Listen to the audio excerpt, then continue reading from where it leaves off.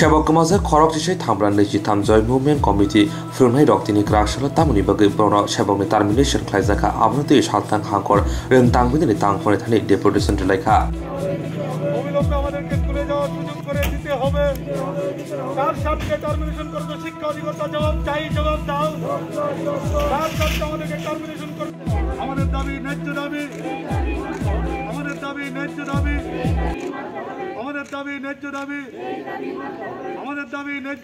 আজকে মূলত আমরা এই পশ্চিম জেলা শিক্ষা আধিকারিকের অফিসে আসা। আপনারা জানেন এই দপ্তর শিক্ষা আধিকারিক দপ্তর আমাদেরকে ষড়যন্ত্র করে বাড়িতে পাঠিয়ে দিয়েছে।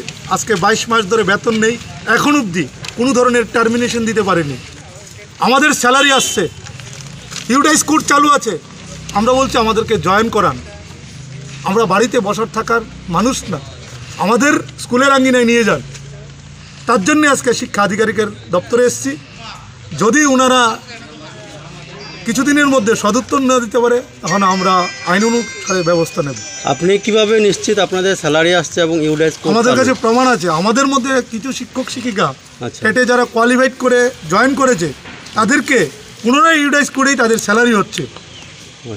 এবং আমরা সত্যি অবাক লাগে, আজকে 22 মাস ধরে বাড়িতে আছি, এখন অবধি বারংবার শিক্ষা আধিকারিকের অফিসে 8 বার গিয়েছি, 9 বার গিয়েছি, উনি এখন অবধি ইন্ডিভিজুয়াল টার্মিনেশন দিতে ব্যর্থ।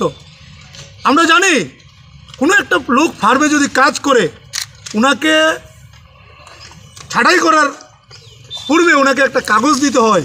আপনারা জানেন আগরতলা শহরের কোনো ট্রাফিক যদি আমাকে আইন ভঙ্গকারী, আমি যদি আইন ভঙ্গ করি আমাকে একটা ফাইনের নোটিশ দিতে হয়।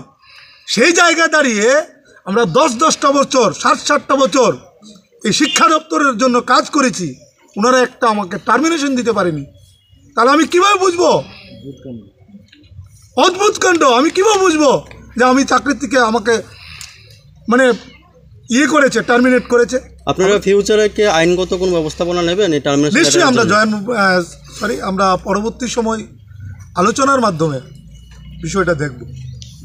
আমাদের ডাইরেক্টরেটে আমাদের যিনি শিক্ষা অধিকর্তা মহোদয় আছেন ওনার কাছে বারংবার আমাদের টার্মিনেশনের কপিটা চাইছি, কারণ রাজ্যের মাননীয় শিক্ষামন্ত্রী এবং রাজ্যবাসী জানে আমাদেরকে শিক্ষা দপ্তর টার্মিনেট করে দিয়েছে। এবার একজন সরকারি কর্মচারীকে চাকরি থেকে বের করতে হলে মিনিমাম যে জিনিসটা হয় সেটা তার টার্মিনেশনের কপিটা দিতে হয়, কিন্তু রাজ্যবাসী সেটা জানে না। রাজ্যের মাননীয় শিক্ষামন্ত্রী এক অভূতপূর্ব শিক্ষামন্ত্রী, গর্বের সঙ্গে বুক ফেটে যায় এমন মুখ্যমন্ত্রী ত্রিপুরা রাজ্যের শিক্ষামন্ত্রী এমন ত্রিপুরা রাজ্য আর দেখেননি যিনি মৌখিকভাবে টার্মিনেট করতে পারেন। ত্রিপুরা রাজ্যের ইতিহাসে এই প্রথম মাননীয় রতনলাল নাথ মহোদয় যিনি মৌখিকভাবে 10,000 শিক্ষককে টার্মিনেট করে দিয়েছেন। আমরা বারংবার দপ্তরের কাছে একটা জিনিস চাইছি যে আপনি যখন বলছেন আমাকে টার্মিনেট করেছেন, আপনি আমাকে টার্মিনেশনের কপিটা দিন। আমরা শিক্ষা অধিকর্তার কাছে এই চিঠিটা দিয়েছিলাম। আজকে আমরা ডিস্ট্রিক্ট এডুকেশন অফিসে এসে আমার টার্মিনেশনের কপি চাইছি।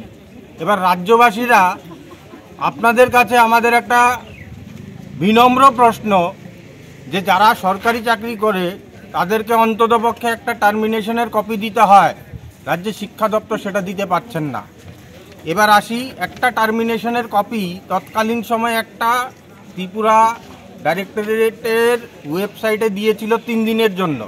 3 দিন পরে সেই টার্মিনেশনের কপিটা উধাও, যদিও আমাদের কাছে দেয়নি, এটা ওয়েবসাইটে ছিল। এই ওয়েবসাইটের মধ্যে যে এসএলপি নাম্বার মূলে, যে সুপ্রিম কোর্টের এই এসএলপি নাম্বার মূলে আমাদেরকে টার্মিনেট করে দেওয়া হয়েছে বলে এরা দিয়েছিল ওয়েবসাইটে, আমরা সেই এসএলপি দিয়ে সুপ্রিম কোর্টে আরটিআই করেছিলাম। সুপ্রিম কোর্ট সেই আরটিআই এর উত্তরে বলে দিয়েছে যে আমরা এই এসএলপির পক্ষভুক্ত নই।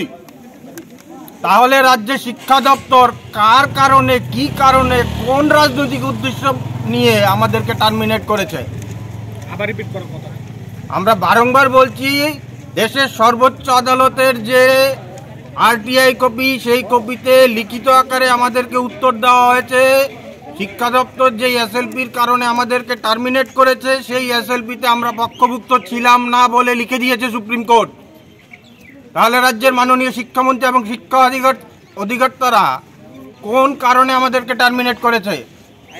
22 মাস ধরে কেন বেতন দেওয়া হচ্ছে না? সৎ সাহস থাকলে সেগুলোর ক্লিয়ারিফিকেশন দিন। আমরা তো সততার সঙ্গে বারবার দপ্তরে আসছি, আমার টার্মিনেশন দিন।